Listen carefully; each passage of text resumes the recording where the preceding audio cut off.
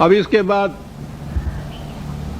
اس صورت کی بیشتر آیات اور ابتدائی آیات میں ہی وہ اہم بنیادی چیز دی گئی ہے۔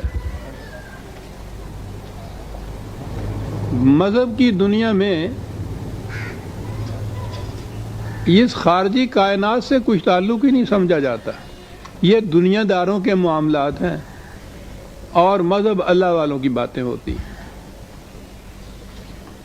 قرآن کریم ابتدا اس سے کرتا ہے کہ آغاز کار جو ہے دین کا وہ تسخیر کائنات سے ہوتا ہے۔ یونیورس یا کائنات کی جو قوتیں ہیں ان کو مسخر کیا جاتا ہے، ان کو اپنے قابو میں لایا جاتا ہے۔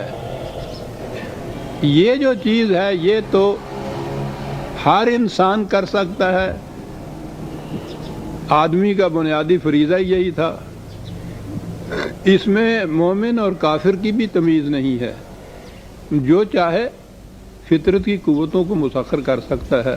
اور آگے بات آتی ہے جہاں فرق شروع ہوتا ہے کفر اور اسلام کا، کہ ان فطرت کی ان قوتوں کو قرآن کی اقدار کے مطابق صرف کرنا جو ہے یہ ہے مومن کا فریضہ، اور اپنی مرضی کے مطابق اپنے مفاد اور اپنی اغراض کے لیے صرف کرنا یہ ہے کافر کا نتیجہ۔